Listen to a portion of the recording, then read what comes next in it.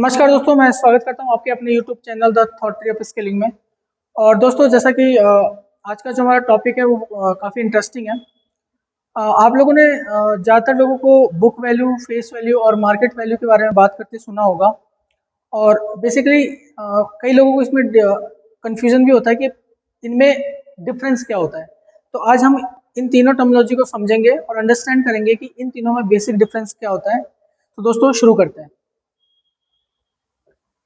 सबसे पहला है हमारा फेस वैल्यू। तो दोस्तों, फेस वैल्यू किसे कहते हैं, इसकी हम पहले बेसिक डेफिनेशन में जाते हैं और उसके बाद मैं आपको ये समझाऊंगा कि कंपनी के प्रोस्पेक्टिव में या शेयर प्राइस के प्रोस्पेक्टिव में इसे हमें कैसे देखना है। ठीक है, तो सबसे पहले मैं इसकी एक डेफिनेशन ले लेता हूँ। तो फेस वैल्यू क्या होती है? फेस वैल्यू एक नॉमिनल वैल्यू होती है जो कि कॉइन, स्टाम्प पेपर और मनी पे प्रिंट होता है। मतलब जब कोई भी कॉइन इशू होता है, सपोज आज एग्जाम्पल के हम ले लेते हैं, सपोज 10 रुपीज़ का कॉइन आज हमें इशू हुआ, तो आज इसके ऊपर जो प्रिंटेड वैल्यू है वो 10 रुपीज़ है। तो अगर आप किसी को ये 10 रुपीज़ का कॉइन देते हो तो उसके बदले आप 10 रुपए की चीज़ परचेज कर सकते हो।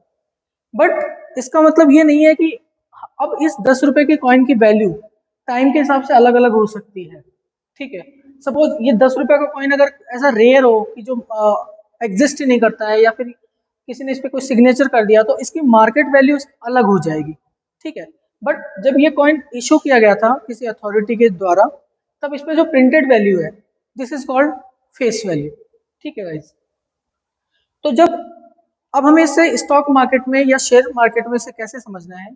जब स्टार्टिंग में कंपनी अपना शेयर इशू करती है लिस्टिंग के लिए, ठीक है, उससे पहले कंपनी अपने शेयर की एक वैल्यू डिसाइड करती है जिसे हम फेस वैल्यू कहते हैं, जो कि शेयर सर्टिफिकेट में मेंशन होता है, उसे हम कहते हैं फेस वैल्यू। ठीक है, और ये फेस वैल्यू कब कब काम में आता है, आपको इसके बारे में ज़्यादा बॉदर होने की जरूरत नहीं है।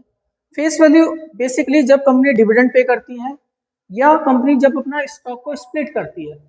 स्टॉक स्प्लिट का बेसिक मतलब क्या होता है? जब आपने जो कंपनी की ओरिजिनल वैल्यू थी, कंपनी की ओरिजिनल फेस वैल्यू थी, उस फेस वैल्यू में कुछ चेंज कर दिया, उसे हम कहते हैं स्टॉक को स्प्लिट करना। ठीक है गाइस, तो face value is the original cost of the stock as listed on the share certificate. मतलब जब आपको शेयर सर्टिफिकेट इशू हुआ तो उस पर जो एक प्रिंट हुई वैल्यू होती है, उसे हम क्या कहते हैं? फेस वैल्यू कहते हैं। तो फेस वैल्यू दो चीज़ें में आपको काम आएगा। पहला है आपका डिविडेंड के केस में, जब कंपनी डिविडेंड अनाउंस करती है तो उस केस में फेस वैल्यू काम में आती है। दूसरा, जब आपको स्टॉक स्प्लिट होता हुआ मिलेगा तब उसमें फेस वैल्यू की इंपॉर्टेंस होती है। जैसे रिसेंटली IRCTC का जो स्टॉक है वो स्प्लिट होने वाला है, तो उसमें आपको ये कॉन्सेप्ट काम में आएगा। इसके अलावा फेस वैल्यू का इतना ज़्यादा कोई रेलिवेंस नहीं होता है, बट फिर भी ये हमें नॉलेज के लिए आना चाहिए। दूसरा दोस्तों है हमारा बुक वैल्यू।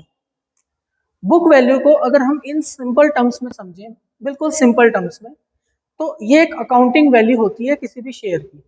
अब अकाउंटिंग वैल्यू का मतलब क्या होता है कि आप ऐसा समझो, आज कोई कंपनी है, आज अगर कोई कंपनी अपने सारे असेट को बेच दे और अपनी सारी लाइबिलिटीज को चुका दे, तो जो शेयर होल्डर्स के हाथ में जो रिमेनिंग पैसा बचेगा उसे हम क्या कहते हैं? उसकी बुक वैल्यू।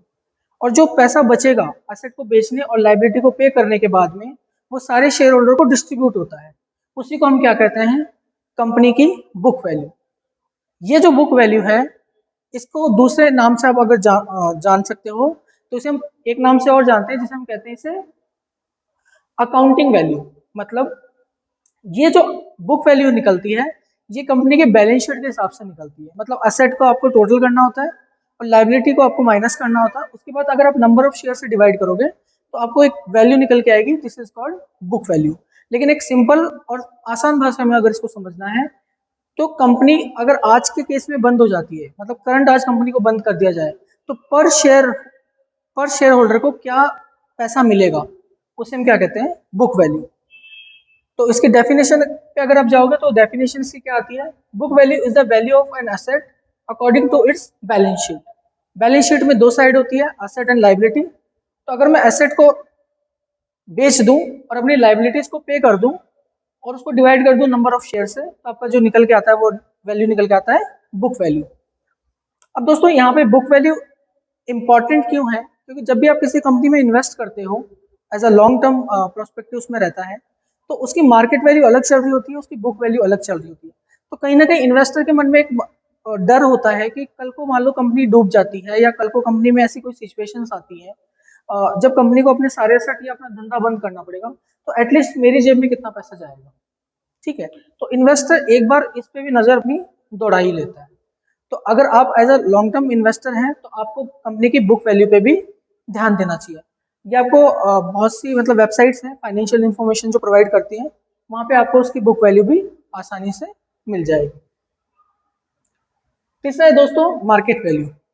अब मार्केट वैल्यू जैसा कि इस टर्म से क्लियर है, मार्केट वैल्यू मतलब कंपनी का बुक वैल्यू होता है उसका बैलेंस शीट के हिसाब से। बट जरूरी नहीं है कि मार्केट में जो वो स्टॉक ट्रेड करेगा वो अपनी उस बुक वैल्यू पे करे। वो अपनी बुक वैल्यू से नीचे भी ट्रेड कर रहा हो सकता है, अपनी बुक वैल्यू से ऊपर भी ट्रेड कर रहा हो सकता है। ये सब डिपेंड करता है कि इन्वेस्टर का या जो उसमें मार्केट पार्टिसिपेंट है उस पर्टिकुलर स्टॉक में या स्क्रिप्ट में उनका सेंटिमेंट कैसा है। जैसे मान लीजिए फॉर एग्जांपल, आप इसको ऐसा समझो, सपोज हम एग्जांपल के लिए ले लेते हैं कि आज जो एसबीआई का शेयर है उसकी बुक वैल्यू सपोज 200 रुपीज है। मतलब आज कंपनी की अगर असेट को बेच दिया जाए और लाइबिलिटी को पे कर दिया जाए तो कंपनी की बुक वैल्यू उतनी निकल के आती है। बट कंपनी का अगर करंट प्राइस की बात करें तो वो ऑलमोस्ट 450 चल रहा है। तो ये जो डिफरेंस है, ये डिफरेंस कैसे आया भाई? बुक वैल्यू से जो मार्केट वैल्यू है वो ज्यादा क्यों चल रही है? तो इसके पीछे सिंपल सा रीजन आप ये समझो, इसके पीछे सिंपल सा रीजन होता है मार्केट पार्टिसिपेशन का सेंटिमेंट। अगर उन्हें लगता है, अगर मार्केट को लगता है कि एसबीआई का मैनेजमेंट अच्छा है या आने वाले टाइम में एसबीआई बहुत अच्छा ग्रो कर लेगी, तो इन्वेस्टर्स जो होते हैं बुक वैल्यू से ज्यादा वैल्यू भी पे करने को तैयार होते हैं। ठीक है दोस्तों, तो जब भी आपको कभी भी ये कंफ्यूजन आता भी हो तो आगे से इस चीज का आप ध्यान रखोगे कि मार्केट वैल्यू किसी भी चीज के लिए हम ज्यादा क्यों देते हैं, क्योंकि हमें उसकी वर्थ लगती है। आप भी ऐसा देखो ना, कई बार होता है कि कोई चीज आपको पता होती है कि सपोज ये मतलब 100 रुपए की है, बट ठीक है हम उसके लिए 20 रुपए एक्स्ट्रा भी पे करके आते हैं। ऐसा क्यों? क्योंकि हमें उसकी वर्थ पता है, हमें उसकी वैल्यू पता है कि हाँ भाई आने वाले टाइम में या फिर ये हमारे लिए कितनी वैल्यू रखती है। तो मार्केट वैल्यू एक सिंपल अगर आप इसको समझना चाहते हो तो ये है कि जो मार्केट पार्टिसिपेंट है पर्टिकुलर स्टॉक के लिए कितना पैसा अपनी जेब से अभी पे करने को तैयार है। ठीक है दोस्तों, तो ये था, तो हमने सिंपल क्या समझा, फेस वैल्यू, बुक वैल्यू और मार्केट वैल्यू। इन तीनों टर्म्स का वैसे तो यूज डे टू डे जो आप इन्वेस्टिंग करते हैं उन सब में काम में आता है, बट जो इसको ज़्यादा इन चीज़ों को चेक करते हैं वो करते हैं आपके इन्वेस्टर्स। इन्वेस्टर्स क्यों चेक करते हैं?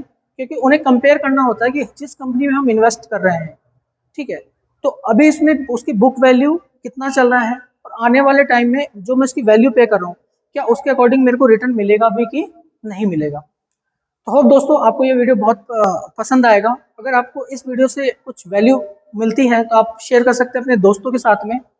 और मैं ये भी जानना चाहता हूँ कि नेक्स्ट वीडियो आप कौन से टॉपिक पे चाहते हैं। तो दोस्तों चैनल को लाइक करना है, सब्सक्राइब करना है। तब तक के लिए मिलते हैं नेक्स्ट वीडियो में। बहुत बहुत धन्यवाद।